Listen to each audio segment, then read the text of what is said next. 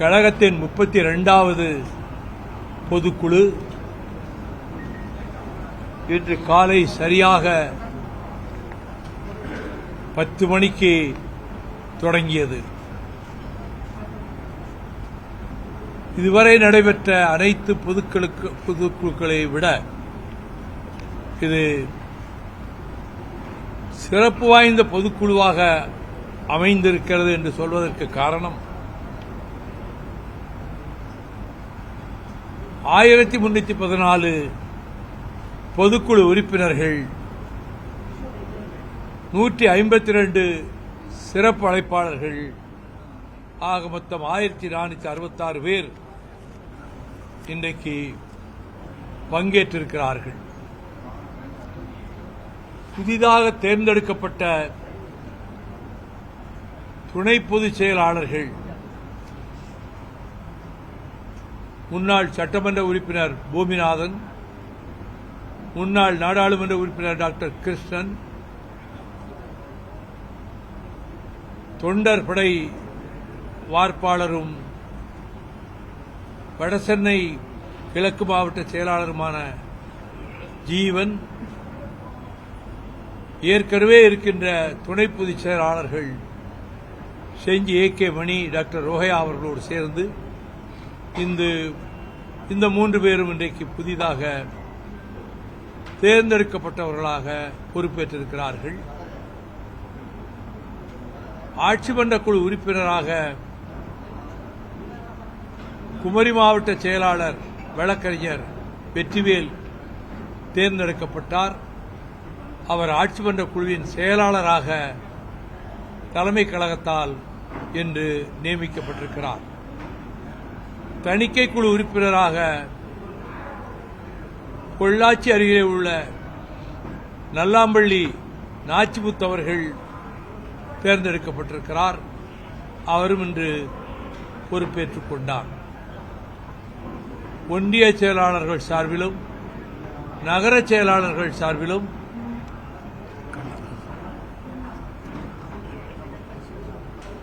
இப்படி தேர்ந்தெடுக்கப்பட்ட ஆட்சி மன்ற குழு உறுப்பினர்களில் திருப்பத்தூர் கண்ணதாசன் அவர்களும் ஆட்சி மன்ற குழு உறுப்பினராக தேர்ந்தெடுக்கப்பட்டிருக்கிறார்.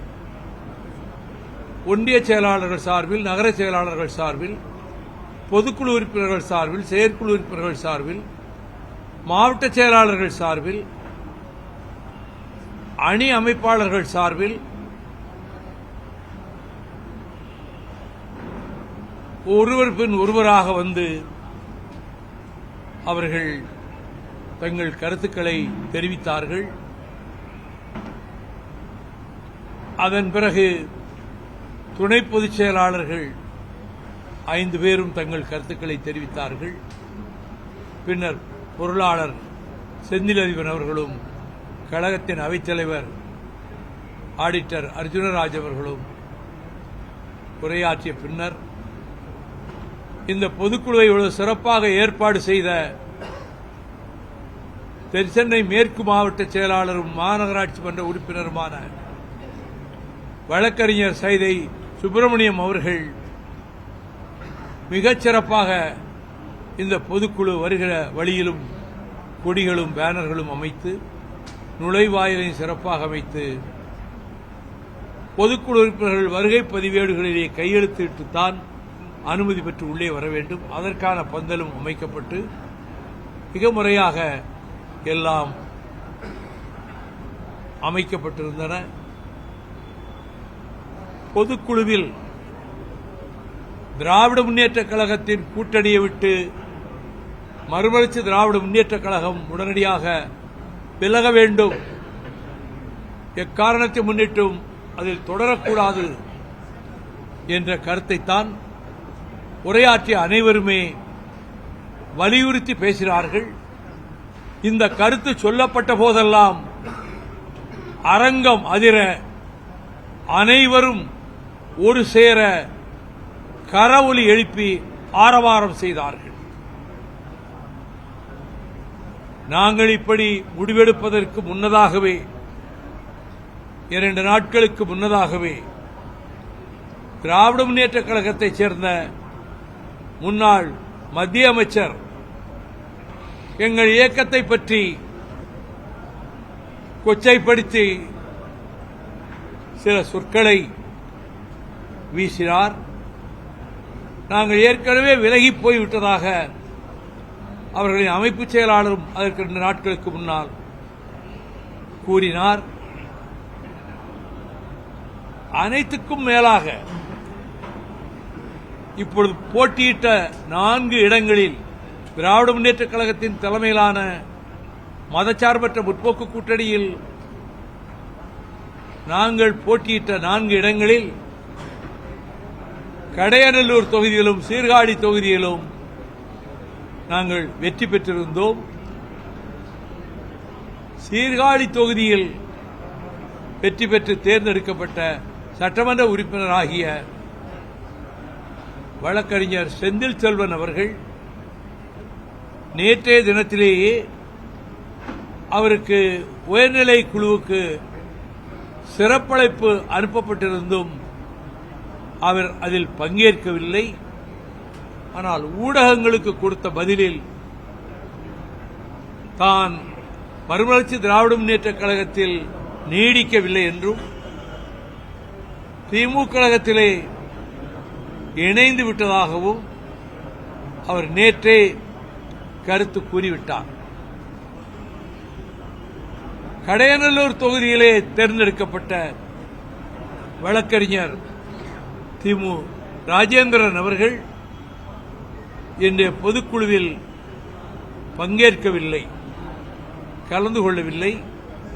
ஆனால் பொதுக்குழு நடந்து கொண்டிருக்கின்ற பொழுது ஒரு பதிவை அனுப்பினார். அதில் தான் மறுமலர்ச்சி திராவிட முன்னேற்றக் கழகத்திலேயே நீடிப்பதாகவும் மறுமலர்ச்சி திராவிட முன்னேற்றக் கழக பிரதிநிதியாகத்தான் தான் சட்டமன்றத்தில் செயல்படப் போவதாகவும், எனவே தான் வர இயலாமையை தவறாக எடுத்துக்கொள்ள வேண்டாம் என்ற விதத்தில் அவர் பதிவு அனுப்பியிருந்தார். அவர் அனுப்பியிருந்த பதிவை பொதுக்குழுவிலே நான் தெரிவித்தேன். அவர் மறுமலர்ச்சி திமுக கழகத்தில் இருந்து தான் விலகவில்லை என்ற கருத்தை பதிவு செய்திருக்கிறார். சட்டமன்ற நடவடிக்கைகளில் எவ்வாறு தான் நடத்தப்பட போகிறோம் என்பதை பொறுத்து அவர் முடிவு மேற்கொள்ளப் போவதாகவும் சூசகமாக அந்த பதிவிலே சுட்டிக்காட்டியிருக்கிறார். கழகம் இன்றைக்கு எடுத்திருக்கக்கூடிய முக்கியமான அரசியல் முடிவு என்பது ஒருமனதாக அனைவரும் பொதுக்குழு உறுப்பினர்கள் தெரிவித்த கருத்தின் அடிப்படையில் திராவிட முன்னேற்றக் கழகத்தின் தலைமையிலான மதச்சார்பற்ற முற்போக்கு கூட்டணியிலிருந்து விலகிக் கொள்வதென்று தீர்மானிக்கப்பட்டது. அதே நேரத்தில் இந்த விலகலை குறித்த விளக்கத்தை தருகின்ற வேளையில் நான் ஒன்றை குறிப்பிட்டேன். பாரதிய ஜனதா கட்சியினுடைய ஆதிக்கம் தமிழகத்திலே ஊடுருவிவிடக் கூடாது என்பதற்காகத்தான் கடந்த 9 ஆண்டு காலமாக திராவிட முன்னேற்றக் கழகத்தின் தலைமையிலான கூட்டணியில் நாங்கள் உறுதியாக இருந்தோம். எந்த இடத்திலும் அரசை ஒரு சொற்கூட நாங்கள் விமர்சித்தது கிடையாது. திராவிட முன்னேற்றக் கழகத்தின் தலைமையை முதலமைச்சர் பொறுப்பிலே இருந்த மாண்புமிகு சகோதரர் தளபதி ஸ்டாலின்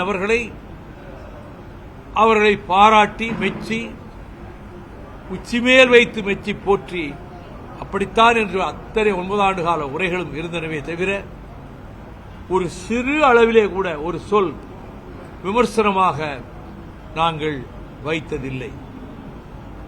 ஆனால் தேர்தல் முடிவுகளுக்கு பிறகு பரவலாக வெளிவந்த செய்திகளில் அனைத்து இந்திய அண்ணா திராவிட முன்னேற்றக் கழகத்தின் ஆட்சி அமைவதற்கு திராவிட முன்னேற்றக் கழகம் ஆதரவு கொடுப்பது என்ற ஒரு நிலைப்பாடு மேற்கொள்ளப்பட்டதாகவும் பின்னர் அண்ணா திராவிட முன்னேற்றக் கழகத்திலும் அதிலே பல சட்டமன்ற உறுப்பினர்கள் எதிர்ப்பு தெரிவித்ததாகவும் சகோதரி கனிமொழி உள்ளிட்டோர் இந்த முடிவை ஏற்கவில்லை என்றும், ஆனால் அப்படி ஒரு நிலைப்பாடு எடுக்க இவர்கள் முன்வந்ததாக மார்க்சிஸ்ட் கம்யூனிஸ்ட் கட்சியுடைய அகில இந்திய பொதுச் செயலாளர் தோழர் பேபி அவர்கள் ஒரு கருத்தை சொல்லியிருந்தார். மார்க்சிஸ்ட் கம்யூனிஸ்ட் கட்சியினுடைய தமிழ் மாநில செயலாளர் தோழர் சண்முகம் அதே கருத்தை பிரதிபலித்திருந்தார். இந்திய யூனியன் முஸ்லீம் லீக் சார்பிலும் இப்படி ஒரு கருத்து உலவியது என்பதை அவர்களும் குறிப்பிட்டிருந்தார்கள். அது அப்படி ஒரு நிலைப்பாடு எடுக்கப்பட்டது உண்மையாக இருக்குமானால் அதைவிட மிகப்பெரிய பொலிட்டிக்கல் ஃப்ராட், அரசியல் மோசடி வேறொன்று இருக்க முடியாது. வடதுருவம் தென்துருவமாக இருந்தது மட்டுமல்ல, மக்கள் திலகம் எம்ஜிஆர் தொடங்கிய கட்சி அண்ணா திராவிட முன்னேற்றக் கழகம். அது பல குற்றச்சாட்டுகளுக்கு திராவிட முன்னேற்றக் கழகத்தால் குற்றச்சாட்டுகள் தொடுக்கப்பட்டு அதற்கு பிறகு திராவிட முன்னேற்றக் கழகம் ஆட்சி பொறுப்புக்கு வந்தது. திராவிட முன்னேற்றக் கழகத்தை மிக கடுமையான குற்றச்சாட்டுகள் அதிமுக வைத்தது. அப்படியானால் இப்படி ஒரு நிலைப்பாடு எந்த பின்னணியில் எடுக்கப்பட்டது, எதற்காக எடுக்கப்பட்டது, என்ன காரணத்துக்காக எடுக்கப்பட்டது என்பது வெறும் புதிராகத்தான் இருக்கிறது. இப்படி ஒரு நிலைப்பாட்டை மேற்கொள்ள முயன்றார்கள் என்று அறிந்த மாத்திரத்திலேயே இனி திராவிட முன்னேற்றக் கழகத்தோடு தோழமை நீடிப்பது சாத்தியமற்றது என்ற முடிவுக்கு நாங்கள் வந்தோம். எங்கள் இயக்கத்திலே இருந்து வெளியேறிய முன்னாள் துணை பொதுச் செயலாளர் அபாண்டமான குற்றச்சாட்டுகளை, பழிகளை என் மீதும் எங்கள் குடும்பத்தின் மீதும் தொடர்ந்து தொடுத்துக் கொண்டே இருந்தார். நான் அதை அலட்சியப்படுத்திவிட்டேன். ஆனால் தினகரன் ஏட்டில் திராவிட முன்னேற்றக் கழகத்தின் அதிகாரப்பூர்வமற்ற ஆதரவாகிய தினகரன் ஏட்டில் மாறன் சகோதரர்கள் நடத்துகின்ற தினகரன் ஏட்டில் 4 நாட்களுக்கு முன்பு ஒரு முழு பக்கத்தில் அரை பக்கம் மஞ்சள் வண்ணம் தடவப்பட்ட சொற்களில் அப்பட்டமான பொய்களை, அபாண்டமான அவதூறுகளை நான் விஜயிடம் 50 கோடி வாங்கிவிட்டேன் என்றும், கோடி கோடியாக நான் எங்கள் குடும்பத்தாரும் திருச்சி எம்பியும் சம்பாதித்து விட்டோம் என்றும் பொய்ப்பழி கூறியதோடு மட்டுமல்ல, அவர் ஓஎம்ஆரிலே இருக்கக்கூடிய ஒரு 114 பிளாட்டுகளை கொண்டிருக்கக்கூடிய அந்த அமைப்பில் ஒரே ஒரு பிளாட், ஒரு 3 அறை கொண்ட பிளாட் ஒரு 8-9 வருஷத்துக்கு முன்னால புக் பண்ணி அதை வாங்கியிருக்கிறார். ஒரு பிளாட், 114 பிளாட் அல்ல. ஆனால் அந்த 100க்கும் மேற்பட்ட பிளாட்டுகளை கொண்ட மொத்த கட்டிடமும் துரை வைகோ வாங்கிவிட்டார், ஆனால் அவர் கட்டிவிட்டார் என்ற அபாண்டமான ஒரு பொய்யையும், அண்ணா சாலையிலே மிக பிரமாண்டமான கட்டிடங்கள், மாளிகைகள் நாங்கள் வாங்கிவிட்டோம் என்றும், அவர் ஓஎம்ஆர் அவர் கட்டியிருக்கிற வீடு சாதாரணமா அரசு ஊழியராக இருக்கிறவரே அப்படி ஒரு வீடு கட்டுறார். ஏற்கனவே 105 ஆண்டுகளுக்கு முன்பே, 103 ஆண்டுகளுக்கு முன்பே 10 கல் தொலைவுக்கு தெரிகின்ற அளவுக்கு 3 மாடிகளை கொண்ட அரண்மனை போன்ற வீட்டை என் பாட்டனார் கட்டியிருக்கிறார். பூர்வீக சொத்துக்கள், ஏராளமான நிலபுலன்கள் இருந்து பலவற்றை விற்றிருக்கிறேன். நான் கோடிக்கணக்கான ரூபாய் மதிப்புள்ள சொத்துக்கள் சங்கரன்கோவிலிலே ஒரு ரதவதியிலிருந்து மறு ரதவதி வரை இருக்கக்கூடிய அந்த கட்டிடத்தையும் நான் விட்டிருக்கிறேன்.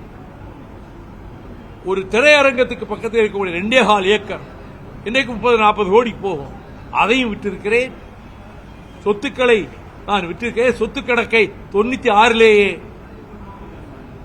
தோழர் EMS நம்பூதிரிபாடும் பஸ்வானவர்களும் வந்து கலந்து கொண்ட எங்கள் மறுமலர்ச்சி திராவிட முன்னேற்ற கழகத்தினுடைய தேர்தல் பிரச்சார தொடக்க கூட்டத்திலேயே அதுக்கு முதல் நாளே பத்திரிகைகளுக்கு என் சொத்து கணக்கை விளம்பரமாக கொடுத்திருக்கிறேன்.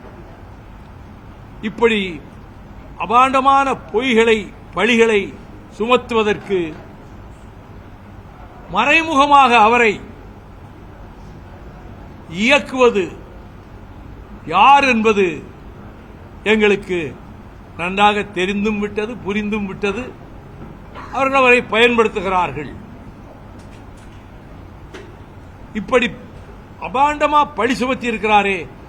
தினகரன் பேப்பர்லே பெருசா வந்திருக்கேன் என்று சொன்னா, நான் தினகரன் ஏட்டின் மீதும் இந்த பழி சுமத்திய நபரின் மீதும் டெஃபமேஷன், மானநட்ட வழக்கு தொடுக்க ஆயத்தமாகிக் கொண்டிருக்கிறேன். அது குறித்து வாதங்கள் வரும், ஊடகங்களிலே, தொலைக்காட்சி ஊடகங்களிலே வாதங்கள் வரும். திரும்ப திரும்ப அதை பற்றி தானே பேசுவார்கள். இந்த வழக்கு போடுவதனாலே நமக்கு அவர் சொல்லுகிற பிரச்சனை தானே ஊதி பெரிதாக்குவார்கள் என்று ஒரு சில நண்பர்கள் சொன்னார்கள். எனக்கு அதிலே உடன்பாடில்லை. இதன் மீது சொல்லப்பட்ட குற்றச்சாட்டுகள் பொய், அபாண்டமான அப்பட்டமான பொய் என்கிற போது வழக்கு தொடுப்பதுதானே சரி. இவர் இது உண்மை இல்லைன்னு சொன்னா இவர் கேஸ் போட வேண்டியதானே என்ற கேள்விதான் எழும். ஆகவே வழக்கு தொடுப்பேன். எந்த ஆதாரமும் இன்றி அபாண்டமான பழிகளை அவர் சுமத்துவதற்கு ஊக்குவித்துக் கொண்டிருப்பதிலே பின்னணியிலே ஓரிருவர் இன்னொரு கூடாரத்திலே இருக்கிறார்கள் என்பது நன்றாக நான் உணர்கிறேன். அதை நாங்கள் பெரிதாக எடுத்துக்கொள்ளவில்லை. முன்பு ஜெயலலிதா அவர்களிடம் கோடி கோடியாக பணம் வாங்கிவிட்டேன் என்று ஒரு அபாண்டமான செய்தியை ஒரு தரப்பிலே இருந்து முன்பு பரப்பினார்கள். இவையெல்லாம் ஒரு சதவீதம் கூட உண்மை கிடையாது. I have kept and maintained my honesty and integrity. அதை chief justice of the Madras high court justice Liberhan Sterlite case நடந்துகிட்டு இருக்கும்போது நான் தன்னலத்துக்காக இந்த வழக்கை தொடுக்கவில்லை என்றவுடன் சீஃப் ஜஸ்டிஸ் லிபரான் ஓபன் கோர்ட்ல சொன்னார், there is no need for anybody to vouch for your honesty and integrity which is known to everybody. எல்லோருக்கும் தெரிந்தது உங்கள் நேர்மையும் நாணயமும், அதுக்கு யாரும் நற்சான்றிதழ் வழங்க தேவையில்லை என்று தலைமை நீதிபதியை சொல்லுகிற அளவுக்கு என் பொது வாழ்வில் நேர்மையை, நாணயத்தை நான் கடைபிடித்து வருகிறேன். உலக கோடீஸ்வரர்களில் ஒருவராகிய one of the billionaires of the world, Mr. Anil Agarwal, CMD Vedanta Groups, அவர் கோடி கோடியாக பணத்தை கொட்டி வீசக்கூடியவர் தான். என்னை சந்திப்பதற்கு தலைகீழாக முயன்றார். ஏர்போர்ட் லவுஞ்சிலே என்கிட்ட வந்து விசிட்டிங் கார்டை கொடுத்துட்டு ஒரு 5 மினிட்ஸ் என்கிட்ட பேச முடியுமான்னார். எதுக்குன்னு, ஒரு அப்பாயின்மெண்ட் கொடுங்க, உங்களை தனியா வந்து சந்திக்கணும்னா. I will never meet you சொன்னேன். அதுக்கு ஒரு வாரம் கழிச்சு அட்டர்னி ஜெனரல் ஜி ராமசாமி டெல்லியில இருந்து எனக்கு போன் பண்ணி உங்களை பார்க்கறதுக்காகவே நாளைக்கு வர்றேன், எங்க சந்திக்கன்னு கேட்டாரு. எங்க ஹெட் குவார்டர்ஸ்க்கு அங்க தாயகத்துக்குன்னு சொன்னேன். வந்தாரு, நேரம் ஏர்போர்ட் வந்து அங்கதான் வந்தாரு. என்னை பார்க்க அட்டர்னி ஜெனரல் இவ்வளவு சிரமம் எடுத்துக்கிட்டு ஏன் வாரீங்கன்னு கேட்டேன். ஸ்டெர்லைட்டை பற்றி நீங்க ஒரு மிஸ்கன்செப்ஷன் தப்பா புரிஞ்சுட்டு இருக்கீங்க. அதனுடைய சிஎம்டி மிஸ்டர் அகர்வால் உங்களை சந்திக்க விரும்புகிறார். நீங்க எங்க வர சொல்றீங்களோ அங்க வருவார். ஒரு அப்பாயின்மெண்ட் கொடுங்க.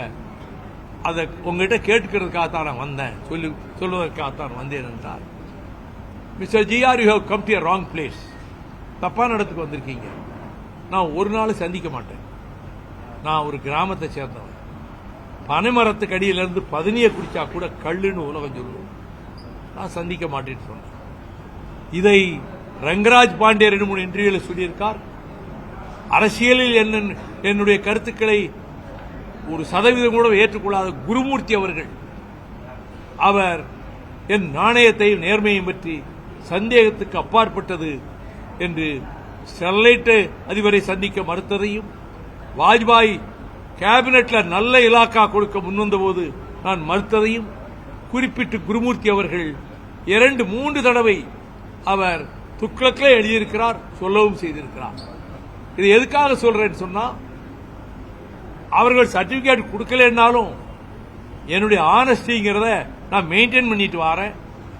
till my end, till I breathe my last, I will maintain my honesty and integrity and sincerity. That is above question. ஆனால் இந்த குற்றச்சாட்டுகளுக்கெல்லாம் பதில் சொல்வதற்காகத்தான் இந்த பொதுக்குழுவிலே சில விளக்கங்களை கொடுக்க நேர்ந்தது. நாங்கள் திமுக கழகத்தின் தலைமையிலான கூட்டணியிலிருந்து வெளியேறிவிட்டோம், விலகிவிட்டோம். அப்படியானால் இடைத்தேர்தல்கள் வருகிற போது நீங்கள் எந்த முடிவை மேற்கொள்ளப் போகிறீர்கள் என்ற கேள்வி நியாயமாக எழும். நாங்கள் தமிழக வெற்றிக் கழகத்தை முதலமைச்சராக இருக்கிற மாண்புமிகு ஜோசப் விஜய் அவர்கள் தலைமையிலான ஆட்சிக்கு ஆதரவாக நாங்கள் தமிழக வெற்றிக் கழகத்தை இடைத்தேர்தல்களில் ஆதரிப்போம். உள்ளாட்சி தேர்தல் வருமானாலும் தமிழக வெற்றிக் கழகத்தோடு தோழமை ஏற்படுவதற்கான வகையில் எங்களுடைய நடவடிக்கைகள் அமையும். இன்றைக்கு போடப்பட்ட தீர்மானங்களில் அரசு நல்லது செய்தால் நாங்கள் பாராட்டுவோம், தவறு இருந்தால் சுட்டிக்காட்டுவோம். மேகதாட்டு பிரச்சனையில் ஒரு தவறான யோசனையை திமுக கழகம், எதிர்க்கட்சி தலைவராக இருக்கக்கூடிய திமுக கழகத்தின் சார்பிலே பேசியவர் மிக தவறான கருத்தை முன்வைத்தார். ஒரு ட்ரிபியூனல் புதிதாக அமைக்க வேண்டும் என்று. அதனுடைய பின்னணி சரியாக அறிந்து கொள்ளாத காரணத்தினாலோ என்னவோ அதை தமிழக அரசு ஆளுங்கட்சி ஏற்றுக்கொண்டிருக்கிறது. ஏற்கனவே உச்சநீதிமன்றத்தினுடைய ஆணையின் பேரில் அமைக்கப்பட்ட நடுவர் மன்றம் திட்டவட்டமாக தெரிவித்திருக்கிறது, without the consent of the lower riparian state, the upper riparian state should not construct any dam or anything. இங்கே தமிழ்நாட்டினுடைய அனுமதி இல்லாமல், ஒப்புதல் இல்லாமல் எந்த புதிதாக ஒரு தடுப்பு சுவரோ அணையோ கட்டக்கூடாது என்று நடுவர் மன்றம் ஏற்கனவே திட்டவட்டமாக தெரிவித்திருக்கிற போது புதிதாக ஒரு நடுவர் மன்றத்தை அமைத்து அது இதற்கு மாறான ஒரு தீர்ப்பை தந்தால் அது நமக்கு பாதகமாக போய்விடும். எனவே தமிழ்நாடு அரசு அனைத்து கட்சி கூட்டத்தை கூட்டி விவசாய சங்க பிரதிநிதிகள் அனைவரையும் வரவழைத்து அனைவருடைய கருத்துக்களையும் கேட்டு அதை பரிமாறி புதிதாக நடுவர் மன்றம் அமைக்கின்ற அந்த முயற்சியை கைவிட வேண்டும் என்பதையும் நான் தீர்மானத்திலும் சொல்லியிருக்கிறேன். இப்பொழுது உங்கள் மூலமாகவும் அதை நான் வலியுறுத்தி தெரிவித்துக் கொள்கிறேன். மதுக்கடைகளை அகற்ற வேண்டும் என்பதுதான் எங்களுடைய கொள்கை. அதற்காகவே பல இடங்களில் பலமுறை உவரியிலிருந்து மதுரை வரையிலும், கோவளத்திலிருந்து மறைமலைநகர் வரையிலும், பொள்ளாச்சியிலிருந்து ஈரோடு வரையிலும் ஆயிரக்கணக்கானவர்களோடு நான் நடைபயணம் சென்றது மட்டுமல்ல, எங்கள் கிராமத்திலே இருந்த டாஸ்மாக் கடையை அகற்ற வேண்டும் என்று ஊராட்சி மன்ற தலைவராக இருந்த என் தம்பி ரவிச்சந்திரன் போட்ட தீர்மானத்தை ஒட்டி ஊர் மக்கள் ஒட்டுமொத்தமாக கையெழுத்து போட்டு முடிவெடுத்ததும், அதற்கு பிறகு அந்த டாஸ்மாக் கடையை அவர்கள் தொடர்ந்து நடத்திய போது அதை மூட வேண்டும் என்று நாங்கள் முயன்றதும், சசிபெருமாள் இறந்த பிறகு இறந்தாரா அவர் கொலை செய்யப்பட்டார் என்று உயர்நீதிமன்றத்திலே வழக்கு தொடுத்தவர். எங்கள் கிராமத்தில் என்னுடைய தாயார் ஆயிரக்கணக்கானவர்களை திரட்டிக் கொண்டு ஒரு நாள் முழுக்க உண்ணாவிரதம் இருந்தார். அதனாலேயே 2-3 மாதத்திலே அவர் உயிர் துறக்கவும் நேரிட்டது. அதற்கு மறுநாள் நாங்கள் ஆயிரக்கணக்கானவர்கள் அங்கே இந்த டாஸ்மாக் கடையை மூட வேண்டும் என்று முயல்கிறது. 500க்கும் மேற்பட்ட போலீசாரை கொண்டு வந்து குவித்து டாஸ்மாக் கடையை ஜெயலலிதா அரசு திறந்தது. அப்பொழுது நாங்கள் நெருங்கி சென்றபோது நாங்கள் தடியடிக்கு ஆளானோம், கண்ணீர் புகை வீச்சுக்கு ஆளானோம். எங்கள் மாவட்ட செயலாளர் நிஜாம் கை முறிக்கப்பட்டது. என் தம்பி ரவிச்சந்திரன் மீது 3 கண்ணீர் புகை குண்டுகள் பாய்ந்தன. அந்த மோதலில் டாஸ்மாக் கடை சூறையாடப்பட்டது. உடனே ஹைகோர்ட்டிலே ஜெயலலிதா அரசு வழக்கு போட்டது, டாஸ்மாக் கடை மூடியது தவறு என்று. ஆனால் உயர்நீதிமன்றத்திலே ஜஸ்டிஸ் நாகமுத்து பெஞ்சில் ஊர் மக்கள் ஒன்று கூடி ஊராட்சி மன்றமும் தீர்மானித்து கடையை மூட வைத்தது சரிதான், அதில் தவறில்லை என்று தீர்ப்பளித்தது. உச்சநீதிமன்றத்துக்கு ஜெயலலிதா அரசு போனது இதை எதிர்த்து. உச்சநீதிமன்றத்தில் தமிழ்நாடு உயர்நீதிமன்றத்தின் தலைமை நீதிபதியாக இருந்தவர், அவர் உச்சநீதிமன்ற நீதிபதியாக இருந்தபோது அவருடைய அமர்வுக்கு வந்தது. பெட்டிஷனை கையில பார்த்த உடனே தூக்கி டிஸ்மிஸ் தூக்கி தூர போட்டார். ஆக எங்கள் ஊரில் அதை அகற்றியதைப் போலவே நாடெங்கும் இந்த மதுக்கடைகள், டாஸ்மாக் கடைகள் மூடப்பட வேண்டும் என்பதற்கான விழிப்புணர்வை ஏற்படுத்துவதற்காகத்தான் நான் அந்த 3 முறை நடைபயணத்தையும் மேற்கொண்டேன். இப்பொழுது ஓரளவு கடைகளை மூடியிருக்கிறார்கள். இது போதாது. படிப்படியாக ஒவ்வொரு கட்டமாக விரைவாக கடைகளை மூடி முழு மதுவிலக்கையும் இந்த அரசு கொண்டு வர வேண்டும் என்பதுதான் எங்களுடைய கோரிக்கையாகும்.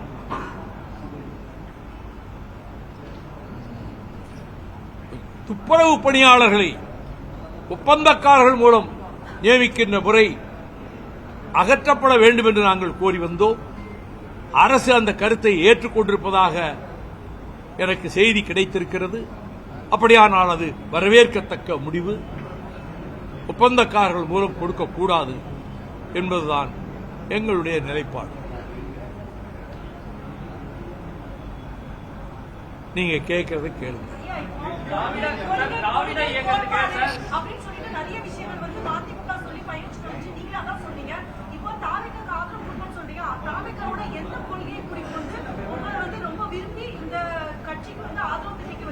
Corruption is a root cause for all evils. இந்த ஆட்சியில் கரப்ஷன் இல்லை, அது எனக்கு முழு நம்பிக்கை இருக்கு. கமிஷன் இல்லை. ஒரு சதுர அடிக்கு இவ்வளவு அமௌண்ட் கரப்ஷன் கமிஷன் எல்லாருக்கும் தெரிஞ்சதுதான். Everybody knows it. அந்த கமிஷன் இந்த ஆட்சியிலே ஒழிக்கப்பட்டு விட்டது. கமிஷன் ஒழிக்கப்பட்டு விட்டது. கரப்ஷனுக்கு இடமில்லை. இந்த 2 பாயிண்ட்லேயே இந்த ஆட்சியை நாங்கள் ஆதரிக்கலாம். இடஒதுக்கீட்டை சமூக நீதியை பாதுகாப்பதில் உறுதியாக இருக்கிறது. இருமொழி கொள்கையை நிலைநாட்டுவதில், மும்மொழி கொள்கையை ஏற்றுக்கொள்ளாததில், அண்ணாவின் கொள்கையையே தாவேக அரசு பின்பற்றுகிறது. இந்த காரணங்களால் நாங்கள் இந்த ஆட்சி மீது நாங்கள் திருப்தி அடைந்திருக்கிறோம், ஆதரிக்கிறோம்.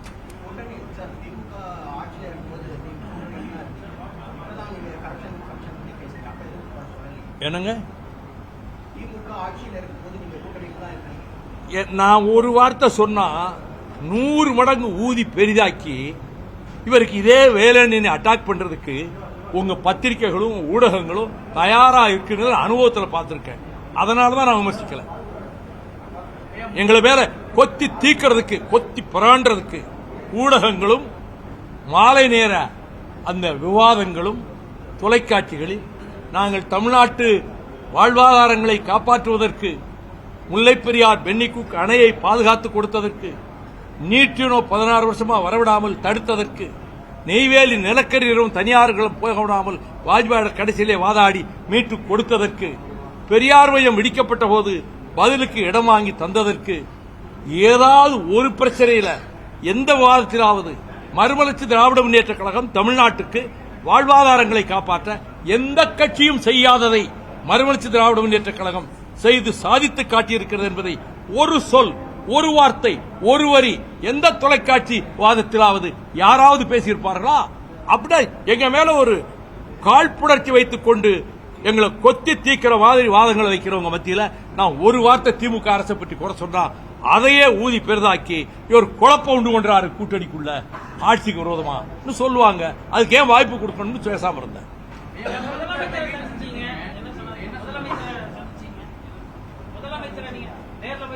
ஆமா சந்திச்சேன்.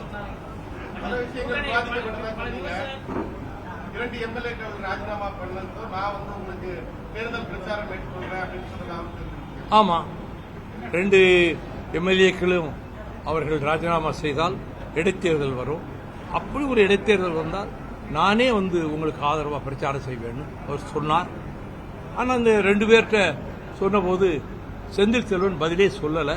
அவர் நேரா திமுக தான் இருக்க போறேன்னு போயிட்டாரு.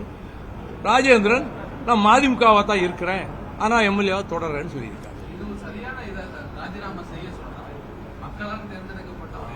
ஒன்னும் தப்பு கிடையாது, தப்பு ஒன்றும் கிடையாது. குதிரை பேரம் யார் பண்றா? குதிரை பேரம் நடத்துகிற கட்சி எது? குதிரை பேரம் நடத்தித்தான் இப்ப ஒரு எம்எல்ஏ கொண்டு போயிருக்காங்களா அவங்க? அது குதிரை பேரமா ஒட்டக பேரமா? குதிரை பேரமா ஒட்டக பேரமா? அதுக்கு பதில் சொல்லுங்க. என் கேள்விக்கு பதில் சொல்லுங்க. தோழர் நீங்க கேள்வி கேட்ட நான் கேட்கிற கேள்விக்கு பதில் சொல்லுங்க.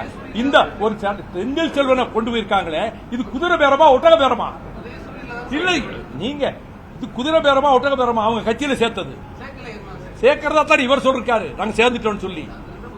அது நீங்க திமுகவுக்கு வக்காலத்து வாங்கணுங்கிறதுக்காக கேட்கிற கேள்விக்கெல்லாம் நான் பதில் சொல்ல முடியாது. அதற்கெல்லாம் நான் பதில் சொல்ல தயாராக இல்லை. இல்ல இல்ல, நான் பதில் சொல்ல வேண்டிய அவசியம் இல்லை. உங்களுக்கு நான் பதில் சொல்ல வேண்டிய இல்லை. ஒரு சீட்டுன்னு சொல்லிட்டு அதுலயும் கூட சூரியன்லாம் நிக்கணும்னு நிர்பந்திச்சாங்க. அது என்ன ஆரோக்கியமான அரசியல்? எதுக்காக நிர்பந்திக்கணும்? மற்ற கட்சிகள் எல்லாம் நிர்பந்திக்கலையே. சிறுத்தைகள் அவங்க சின்னத்தில் போட்டி போட்டாங்க, முஸ்லீம் லீக் அவங்க சின்னத்தில் போட்டி போட்டாங்க, கம்யூனிஸ்டுகள் போட்டி போட்டாங்க.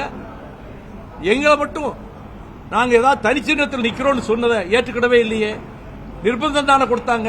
அப்படிப்பட்ட சூழ்நிலையிலே நாங்கள் ஏதாவது வெளியேறி இருந்தால், நாங்கள் விலக நேர்ந்திருந்தால், வைகோவுக்கு இதே வேலைன்னு சொல்லி வேலை பாயிறதுக்கு ஊடகங்களும் பத்திரிகைகளும் தயாரா காத்துக்கிட்டு இருக்காங்க. ஆமா, அதனால அதுக்கு இடம் கொடுக்க வேண்டாம்னு அமைதியா இருந்தேன். அது எதுக்கு அஞ்சாதவர்? மரணத்துக்கு அஞ்சாதவர், அவ்வளவுதான். அவச்சொல்லுக்கு அஞ்சுகிறவன், படிச்சொல்லுக்கு அஞ்சுகிறவன்.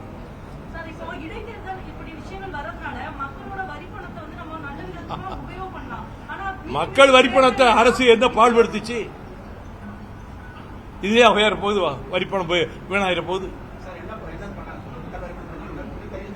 சொல்லுங்க சார். இல்ல, எல்லாத்திலையும் கமிஷன், எல்லாத்திலையும் கரப்ஷன். அது மக்கள் சொத்து தானே. அதுக்கு தான் இப்ப பதில் சொன்னேன்ல. ஒரு வார்த்தை சொல்லி இருந்தாலும் எங்களை போட்டு பிராண்டதுக்கு பல பேர் காத்துக்கிட்டு இருக்காங்கல்ல, எங்க மேல பழி போடுறதுக்கு. அதனால பேசாம இருந்தோம். அதெல்லாம் இல்ல, அதெல்லாம் இல்ல. சொன்னா மற்றவங்களெல்லாம் விட்டுருவாங்க, எங்களை மட்டும் தனிமைப்படுத்தி அட்டாக் பண்ணுவாங்க. மற்ற கட்சிகள் என்ன வேணா பேசட்டும், ஏதாவது நீங்க விமர்சிக்கிறீங்களா? அவங்க என்ன நிலைப்பாடு எடுத்தாலும் எம்டிஎம்கேனா உங்களுக்கு கிள்ளுக்கிறேன்.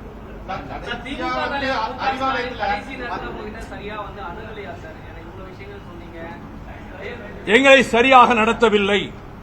போன உடனே இந்த 4 சீட்டுக்கு ஒத்துக்கிட்டா தான் அடுத்து பேச்சுவார்த்தை. கண்டிஷன் போட்டு நிர்பந்தப்படுத்தி இதுக்கு ஒத்தாதான் அடுத்த ஸ்டெப்புக்கு போக முடியும். எடுத்த எடுப்பிலேயே நீங்க இதை கையெழுத்து போட்டு தான் ஆகணும். அப்பதான் பேச்சுவார்த்தையை தொடர முடியும். இந்த 4 சீட்டுக்கு மேல ஒரு சீட்டு கொடுக்க வாய்ப்பே இல்லைன்னு ரொம்ப அழுத்தம் திருத்தமா ஆணித்தரமா சொன்னாங்க. எங்க சண்டை போடணுங்கிறீங்களா? அறிவாலயத்துல அவங்களோட சண்டை போடணுங்கிறீங்களா? எப்போ? அது அவுட் ஆஃப் கான்டெக்ட் சொல்லக்கூடாது. எந்த நேரத்தில் எந்த பேச்சுல எந்த வரி வந்ததுன்னு எடுத்து சொன்னா தான் முடியும். நீங்க முட்டைக்கட்டையா இப்படி சொன்னா அதையும் ஏத்துக்கிட முடியாது. ஆமா, கூட்டணியிலே இருந்தபோது கூட்டணி தர்மத்தை காத்து சில தவறுகளை மனசிலே உணர்ந்தாலும் கூட விமர்சனம் செய்யாமல் இருந்தேன். எங்க குழு போச்சு? இல்ல, எங்க குழு போச்சு. அவங்க முதலமைச்சர் யார்ட்டையும் பேசலையே, அவங்க குழுவைத்தானே நியமிச்சிருந்தாங்க. அந்த குழு தான் பேச்சு.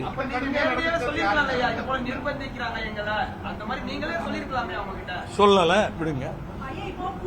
சொல்லல, அவ்வளவுதான், சொல்லல.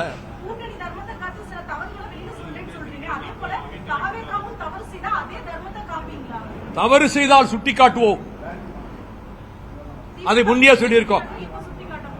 சுட்டிக்காட்டுவோம். அதை தாங்கிக் கொள்ளக்கூடிய ஜனநாயக பக்குவம் இந்த முதலமைச்சருக்கும் இந்த கட்சிக்கு இருக்குங்கிற நம்பிக்கையில சுட்டிக்காட்டுவோம்.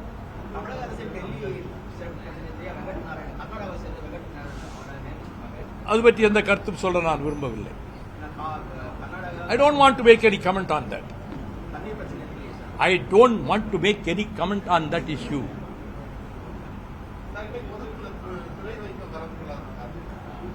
ஒரு முக்கியமான ஒருவருக்கு உடல்நலம் இல்லை, அவரை பார்க்கறதுக்காக மருத்துவமனைக்கு போயிருக்காங்க திருச்சியில், அதனால வரல.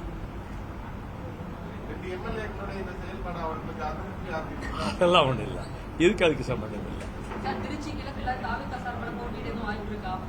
எங்க இல்லை, வாய்ப்பே இல்லை.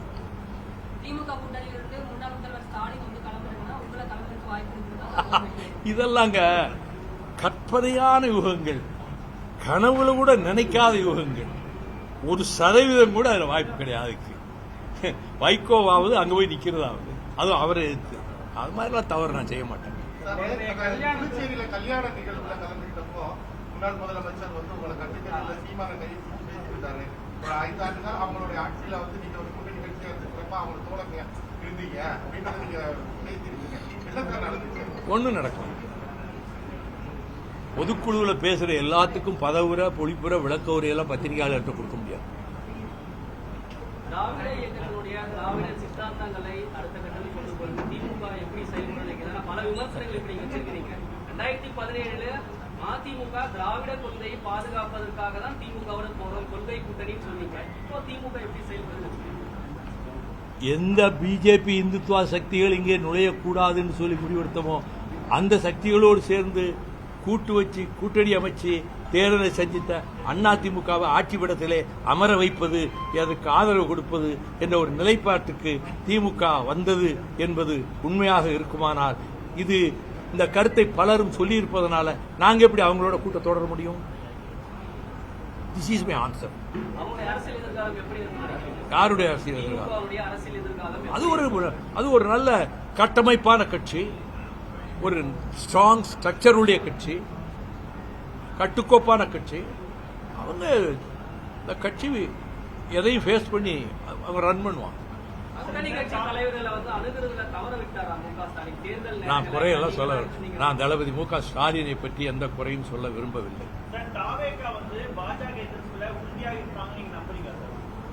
நம்புகிற வரைக்கும் ஆதரிச்சுக்கிட்டு இருப்போம், மாறுபட்டு போனா எதிர்ப்போம்.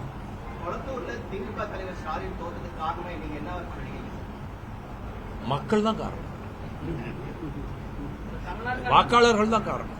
தமிழ்நாட்டில் மதசார்பற்ற முற்போக்கு கூட்டணி அங்கிருந்த எல்லோருமே புதிய கூட்டணியை எப்படி உருவாக்க போறீங்க?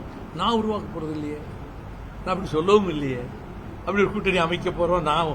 அதுக்கான முயற்சி ஐ ஆம் எ ஸ்மால் மேன். அப்படியெல்லாம் நினைக்கிற அளவுக்கு நான் பெரிய ஆள் கிடையாது. இந்தியா கூட்டணியில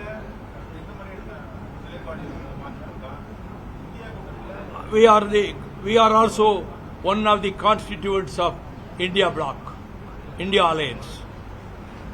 They have invited me to participate. அவங்க இன்வைட் பண்ணாங்க. கேசி வேணுகோபால் போன் பண்ணாரு, நசீர் ஹுசேன் போன் பண்ணாரு. அவங்க அழைப்பின் பேரில் போய் கலந்துக்கிட்டேன். 8ஆம் தேதி ஹைதராபாத்தில் கூட்ட போற கூட்டத்திலையும் நாங்க கலந்துக்கிடுவோம். எங்களை அழைச்சிருக்காங்க. இப்போ நீங்க திமுக கூட்டணியிலிருந்து விலகி தாவேகா கூட்டணிக்கு வந்துட்டீங்க. தாவேகா கூட்டணியிலே அதிக அளவுல கட்சிகள் இருக்கு. வரக்கூடிய தேர்தல் காலங்களில் உங்களுக்கான பிரதிநிதித்துவம் கரெக்டா கிடைக்கும் நினைக்கிறீங்க? ஏங்க எங்கேயோ உள்ள வியூகங்களுக்கு இப்ப போறீங்க? நாளை நடப்பதை யார் அறிவார்? அதை இப்ப இன்னைக்கு சொல்லணும். என்னங்க? நாங்க போட்டியிட மாட்டோம். நாங்கள் போட்டியிட மாட்டோம்.